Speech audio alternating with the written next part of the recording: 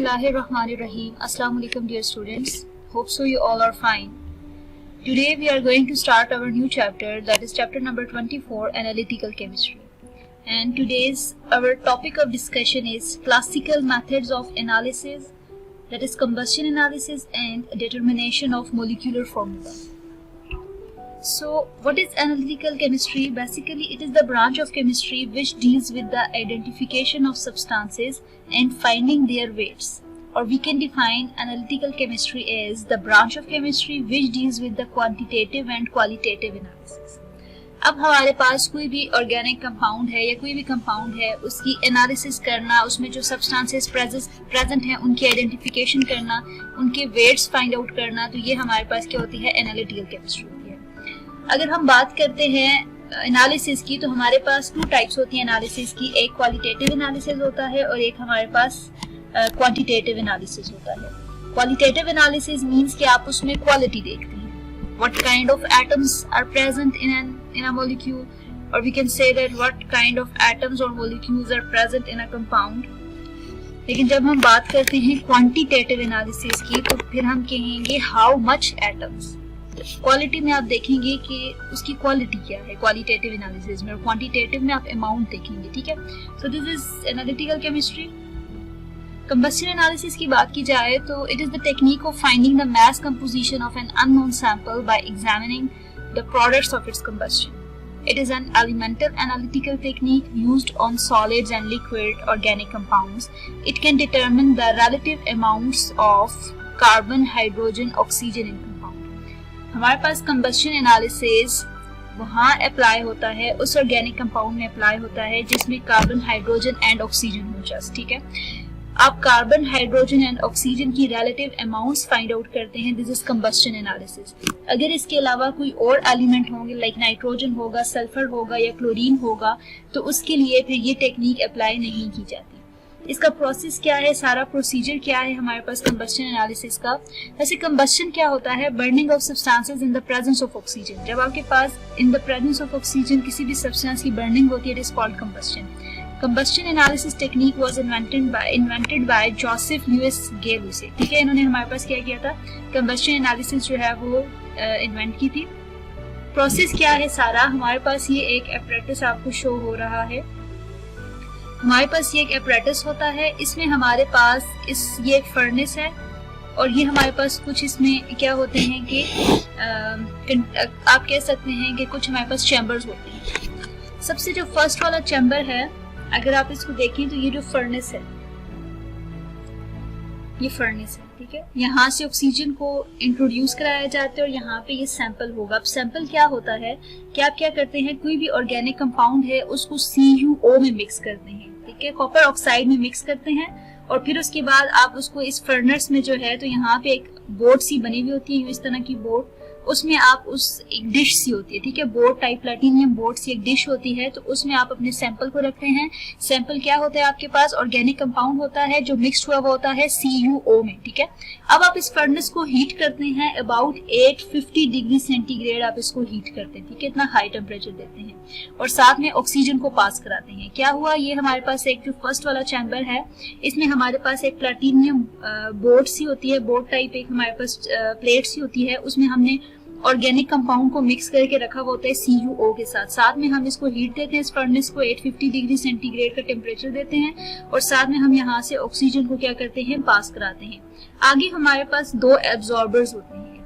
First वाला जो absorber होता है, इसमें हमारे पास वाटर एब्जॉर्ब होता है, और सेकंड वाले में हमारे पास कार्बन डाइऑक्साइड एब्जॉर्ब होती है।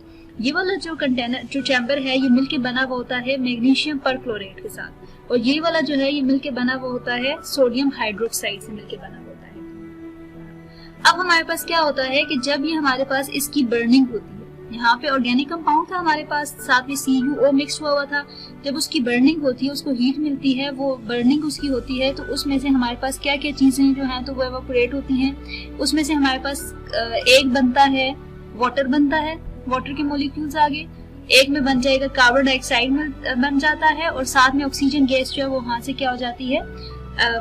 आउट हो जाती है। ठीक है, अब हमारे पास क्या क्या चीजें बनी हैं?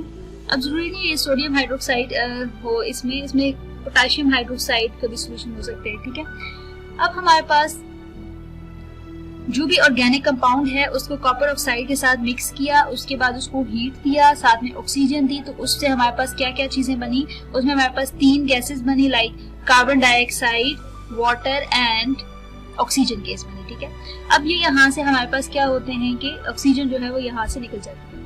अब ऑर्गेनिक कंपाउंड में से क्या क्या बना, हाइड्रोजन, कार्बन और एंड ऑक्सीजन।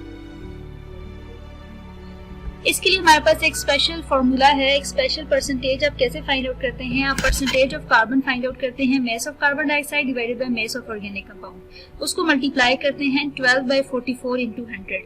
अब मास ऑफ कार्बन डाइऑक्साइड है, मास ऑफ ऑर्गेनिक कंपाउंड है, यहाँ पे जो आपके पास कार्बन डाइऑक्साइड बनेगा उस कंटेनर में उसका मास आप लेंगे, साथ में जो ऑर्गेनिक कंपाउंड है उस पूरे का मास लेंगे, उस पर डिवाइड करेंगे, मल्टीप्लाई करेंगे 1244 के साथ, फिर मल्टीप्लाई करेंगे 100 के साथ। ये 12 क्या है, ये मास ऑफ कार्बन है, और ये 44 क्या है, it is mass of carbon dioxide.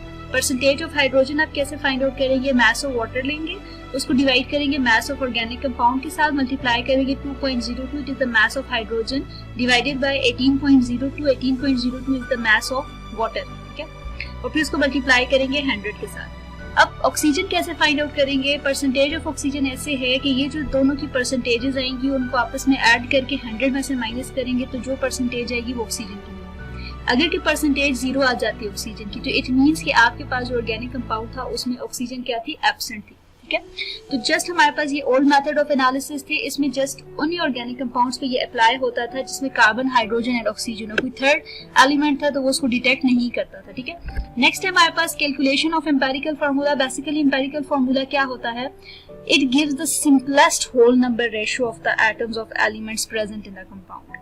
अब हम एम्पेरिकल फार्मूला को कैसे फाइंड आउट करते हैं, एम्पेरिकल फार्मूला के लिए कुछ हम फार्मूलाज अप्लाई करते हैं, percentage of carbon, percentage of hydrogen and percentage of oxygen हम पीछे फाइंड आउट कर लेंगे, फिर उसके बाद हम moles of carbon find out करेंगे। मोल्स ऑफ कार्बन कैसे होता है, percentage of carbon divided by atomic mass of carbon. Moles of hydrogen ऐसे होगा, percentage of hydrogen divided by atomic mass of hydrogen. Moles of oxygen क्या होगा, percentage of oxygen divided by atomic mass of oxygen. अब जब हमारे पास ये moles आ जाएंगे तो फिर हम देखेंगे इन तीनों मोल्स में से सबसे सिंपल जो है वो मोल्स किसके हैं। जो सबसे सिंपल मोल्स होंगे, लाइक हमारे पास कार्बन के आ जाते हैं 2, हाइड्रोजन के आ जाते हैं 5 और ऑक्सीजन के आ जाते हैं 6। तो इन सब में से जो स्मॉल है वो कार्बन के हैं 2, तो फिर सबको हम 2 पे डिवाइड कर लेंगे। फिर सबको हम 2 पे जब डिवाइड करेंगे फिर हम उसको कट करेंगे, फिर हम देखेंगे कि हमारे पास जो फाइनल आ रहा है वो सारा हमारे पास होल नंबर हो। ठीक है, और अगर हमारे पास नहीं है, कोई होल नंबर नहीं है, तो फिर हम क्या करेंगे कि फिर उसको हम मल्टीप्लाई करेंगे किसी ऐसे नंबर के साथ कि हमारे पास होल नंबर्स आ जाए। ठीक है, और लास्ट में हमारे पास क्या आ जाएगा, फॉर्मूला आ जाएगा। अब इन सारी स्टेप्स को अप्लाई करते हैं एक एग्जांपल पर। ये हमारे पास एग्जांपल है, the combustion analysis of 0.003 gram of aspirin produce 0.0066 grams of carbon dioxide and 0.0012 grams of water. Calculate the empirical formula of aspirin. Empirical formula find out करें। सबसे पहला स्टेप क्या होगा कि आप परसेंटेजेस फाइंड आउट करेंगे, किस किस की, percentage of carbon, percentage of hydrogen and percentage of oxygen. Percentage of carbon कैसे फाइंड आउट करेंगे, mass of carbon dioxide divided by mass of organic compound. ये फॉर्मूला है जो अभी पीछे हमने डिस्कस किया है, इसमें वैल्यूज पुट करें। मास ऑफ कार्बन डाइऑक्साइड ये आपको गिवन है, ये डालें, plus mass of organic compound, aspirin आपके पास ऑर्गेनिक कंपाउंड है, ये मास कितना है 0.003 ग्राम, इसको डालेंगे। 12 divided by 44 multiply by 100, answer आ जाएगा 60%। परसेंटेज ऑफ हाइड्रोजन कैसे फाइंड आउट करेंगे, ये फॉर्मूला है, इसमें डालेंगे, आप वैल्यू पुट करेंगे। आपके पास मास ऑफ वाटर कितना है 0.0012 ग्राम्स है मास ऑफ वाटर, और मास ऑफ ऑर्गेनिक कंपाउंड कितना है 0.003 ग्राम्स, और 2.02 डिवाइडेड बाय 18 मल्टीप्लाई करेंगे 100 के साथ, आंसर आ जाएगा 4.48%। अब परसेंटेज ऑफ ऑक्सीजन कैसे फाइंड आउट करेंगे, परसेंटेज ऑफ कार्बन और परसेंटेज ऑफ हाइड्रोजन को ऐड करेंगे और इनको माइनस करेंगे 100 से, तो आपके पास कितनी आ जाएगी 35.5%। इन सब को ऐड करें, आपके पास 100% आएगा। अगर 100% नहीं है तो इट मींस कोई और एलिमेंट भी है। ठीक है, अब ये यहाँ तक परसेंटेजेस आ गई। नेक्स्ट स्टेप क्या था, मोल्स फाइंड आउट करेंगे। मोल्स ऑफ कार्बन क्या है, percentage of carbon divided by atomic mass of carbon.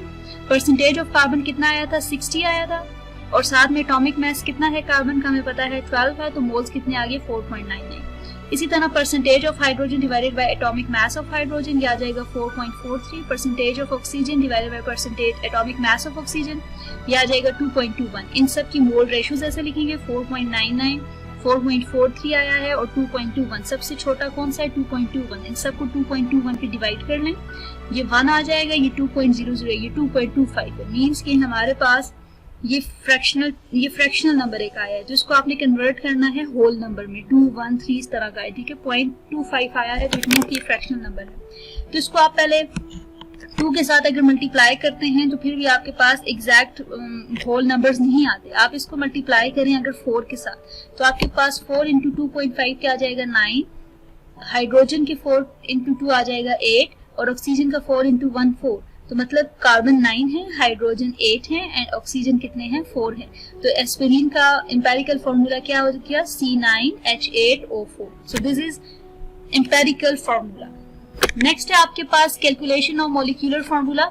Molecular formula आपके पास क्या होता है, it shows the actual number of atoms each kind of element in a molecule of a compound. कि आपके पास जो एक्चुअल नंबर है वो हम जो है तो कैसे फाइंड आउट करते हैं। इसके लिए जो फॉर्मूला है वो है molecular formula is equal to n into empirical formula. अब n कैसे फाइंड आउट करते हैं, मॉलिक्यूलर फॉर्मूला तो आपके पास गिवन है, ठीक है। मॉलिक्यूलर फॉर्मूला आप फाइंड आउट कर रहे हैं, sorry n into empirical formula. Empirical formula given होगा और उसमें n को मल्टीप्लाई करेंगे। n क्या होता है, n होता है हमारे पास molecular weight divided by empirical formula wait.